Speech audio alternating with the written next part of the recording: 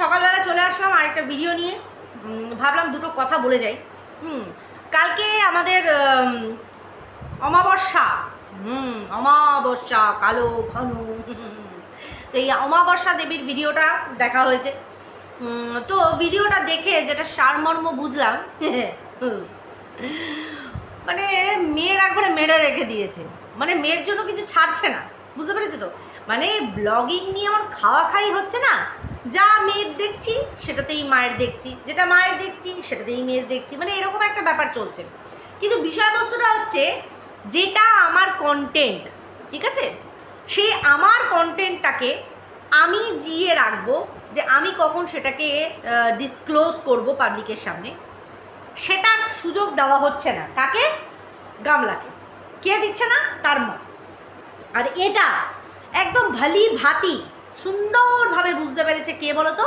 আমাদের এই লাখখোর, মানে কি বলবো, না ঘাটকা না ঘাটকা যে দালাল আছে, সে খুব ভালো, সে খুব ভালো বুঝতে পেরেছে যে ভাই, যেমন আমাদের ফিশ কারসা মাসি এটা বুঝতে পেরেছেন যে সৎ মায়ের সাথে সাথে সৎ বাবাও কিন্তু ভীষণ ভালো হয়।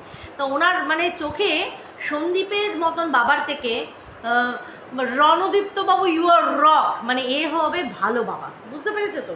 মানে আমাদের ফিশ কারসা মাসি জাস্ট ক্রাশ খেয়ে আছে রণদীপ্ত বাবুর ওপরে প্রচুর পরিমাণে। নালে ওই দাঁত ফাঁকা ফোকলাকে, ল্যাটা মাছ ধরে থাকা ফোকলাকে, যেন মনে হচ্ছে এমনভাবে ল্যাটা মাছ ধরেছিল যেন ওর ল্যাটা মাছ লেটকে অন্যদিকে চলে যাবে।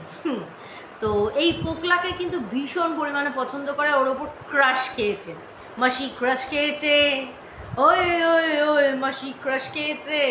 তো এই মাসি এরকম আননেসেসারি প্রচুর কথা বলে। তো মাসিকে বলবো, মাসি বলছে একবারও বললেন না তো যে এই যে গামলার মা যে লোকালিটিটা দেখিয়ে দিল, লোকালিটি, সেই বিষয়ে তো কোনো বক্তব্য রাখলেন না। বলছে ওদের বাড়িতে ভীষণ সুন্দর অ্যাটমসফিয়ার, বিকজ পেটসদের খুব সুন্দরভাবে টেক কেয়ার করা হয়, পরিমাণ মতন ভাত দেওয়া হয়, এমনই টেক কেয়ার করা হয় যে এই পেটসের বেবিরা কোথায় চলে যাচ্ছে সেটা নিয়ে তারা বিন্দুমাত্র বদার না। যেমন ও বাচ্চা ছেড়ে রেখে বেশ বিন্দাসে জীবন কাটাচ্ছে গামলা, ঠিক সেরকমই কিন্তু ওদের বাড়ির সুন্দরীর লাইফটাও কিন্তু সেরকম করে দিয়ে ছেড়ে দিয়েছে। বাচ্চা গেছে যাক, তাকে নিয়ে কোনো রকম মাথা ব্যথা করার দরকার নেই, লাইফ এনজয় করো ওরকম বডি বিল্ডার বয়ফ্রেন্ডকে নিয়ে, বয়ফ্রেন্ড। তো এটাতে আমাদের ফিশ কারসা মাসি ভীষণ পরিমাণে সহমত পোষণ করেছে যে মানে সন্দীপদের বাড়িতে কৃষাণুকেও এতটা যত্ন করা হয় না যতটা কিনা ওই সুন্দরীকে। রাত 12টার পরে সুন্দরীকে শুকনো রুটি আর আমরা ওই লুচি খেতে দেখেছি, ঠিক আছে? তো ভাই আমাদের এই ফিশ কষা মাসি একদম লাজবাব, লাজবাব, মানে দারুণ টপিক উনি তুলে আনেন, যেটার আগা না আছে মাথা, না আছে পোছা, কিছুই নেই। তো যাই হোক, তার আগে বলি welcome back to my channel. কেমন আছো তোমরা সবাই? আশা করি সবাই ভালো আছো, আমিও ভালো আছি। দিনের ফার্স্ট ভিডিও নিয়ে চলে আসলাম তোমাদের কাছে। তো পুজোর বাকি দিনগুলোতে কিভাবে চলবেন তবুও চেষ্টা করব, থাকছি না, একটু বাইরে যাচ্ছি ঘুরতে, তো তবুও চেষ্টা করব যদি সময় পাই। ঘুরতে গিয়ে কন্ট্রোভার্সি না, অবশ্যই করে না। ওই দিন গেছে, কারণ প্রথম তখন এই জিনিসটা ছিল, তারপর এখন বুঝে গেছি যে এটা না, আগে ফ্যামিলি মেন প্রায়োরিটি, দেন বাকি কিছু। বাট হ্যাঁ, ওখানকার মুমেন্ট ক্যাপচার করব শর্ট ভিডিওর দ্বারা, সমস্ত কিছু। যাই হোক, সেটা না। তো যেটা বলছিলাম, কেমন আছো তোমরা সবাই? আশা করি সবাই ভালো আছো, আমিও ভালো আছি। তো এবার যেটা নিয়ে বলবো, আমাদের কালকে দালাল প্রচুর পরিমাণে, হ্যাঁ, রাখে হরি মারেকে, তোকে হরি রাখবে, জানিস তো?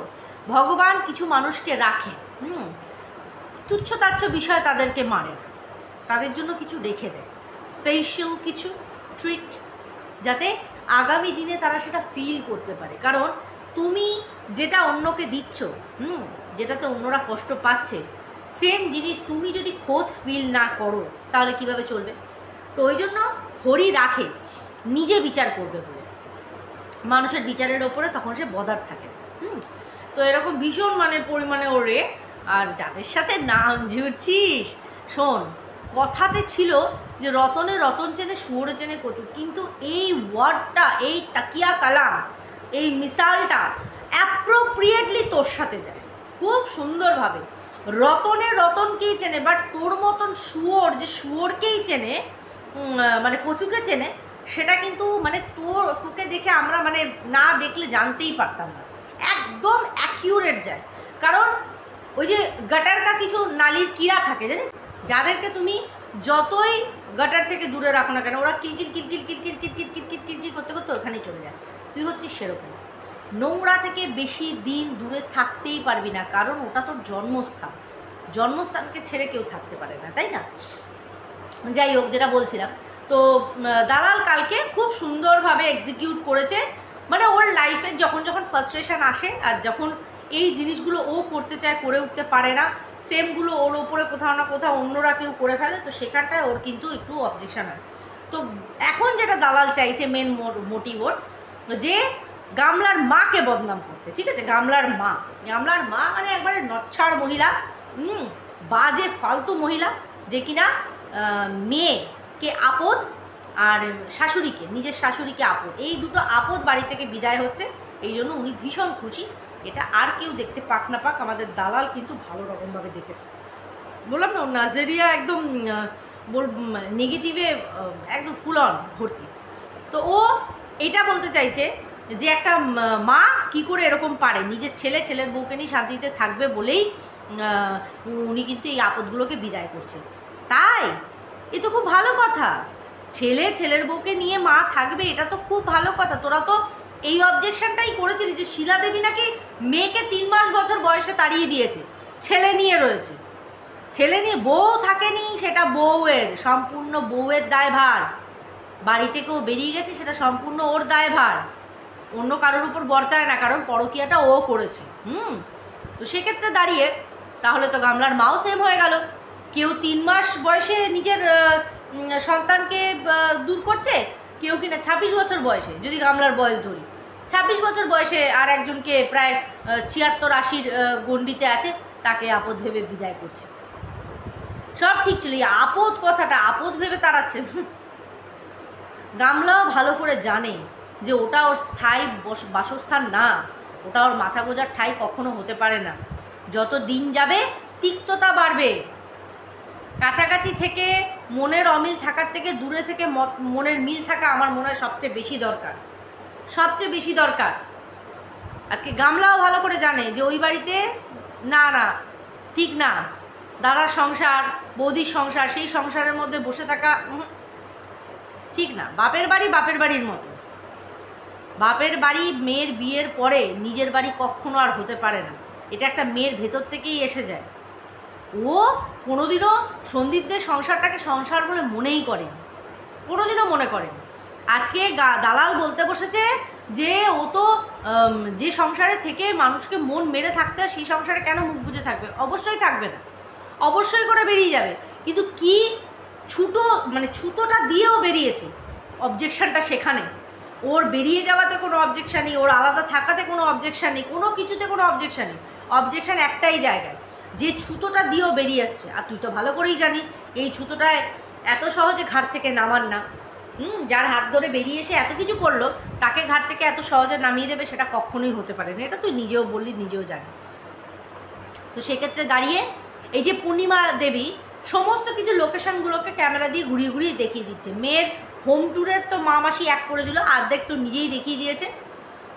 কিন্তু মেন যে ওরা যে 3 রাস্তার মোড়টাতে এসে দাঁড়ায়, আমার মনে হয় ওটা বসিরহাট মোড় বলে ওটাকে, তো ওই জায়গাটা এসে যেভাবে আরোজ দেখাচ্ছে, আমার তো মনে হয় তিলোত্তমা অ্যাপার্টমেন্টেই থাকে, এটা আমার মনে হয়। কারণ ওদের ফ্ল্যাটের যা কন্ডিশন দেখলাম, একদম নিউ ফ্ল্যাট। তো তিলোত্তমা অ্যাপার্টমেন্টটা ওই বাকি দুটো অ্যাপার্টমেন্টের থেকে আমার মনে হলো যে একটু নতুন, যার জন্য মেবি এই বিল্ডিংটাও হলেও হতে পারে। ঠিক আছে, শিওর না, বাট বলছি। এবার গণ্ডগোলটা হচ্ছে এই ফ্ল্যাটটার মাথায় আমি কোনো ব্যালকনি দেখলাম না, বাট গামলার রুমের সাথে কিন্তু একটা ব্যালকনি আছে, এইটুকু কানে আসলো। যাই হোক, যেটা বলছিলাম যে অমাবস্যা দেবী কিন্তু এরকমভাবে দেখিয়ে দিয়েছে। এবার বক্তব্য হচ্ছে এই যে ফিসকষা মাসি কিন্তু এই বিষয়ে কোনো রকম মুখ খুললো না, যে কেন আপনি দেখাচ্ছেন, যতটুকুই দেখানো কেন দেখাচ্ছেন, ব্যাপারটা সেটা না।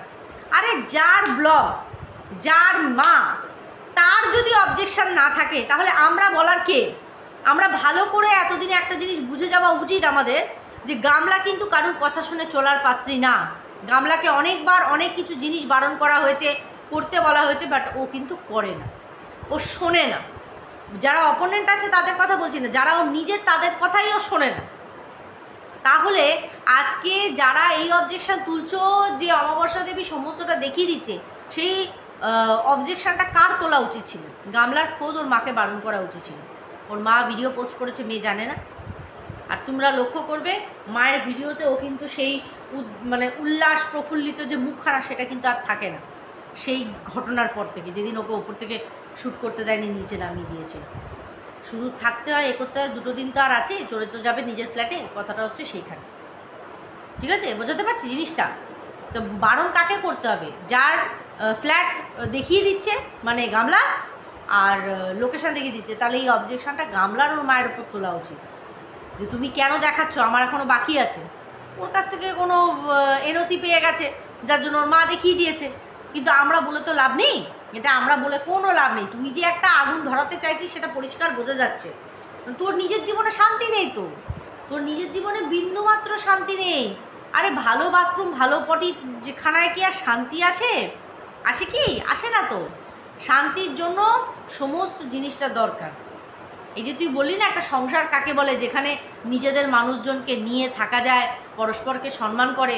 সম্মান দিবি তাহলে তো সম্মান পাবি। তুই থাকিস একটা মানুষকে নিয়ে, তুই আর তোর এই আমাদের দাদা নমস্কার, তাহলে এই দুটো মানুষ তোরা থাকিস, তোরা বুঝবি কি করে? তুই আবার সংসারের ডেফিনেশন শেখাচ্ছিস আবার গামলাকে। বাবা রে বাবা, 1 গ্লাস জলে ডুবে যায়। আচ্ছা, এই ডুবে মরার কথাতে মানে ওকে বলেছি তুই এখনো বেঁচে আছিস, কেন মরে যা।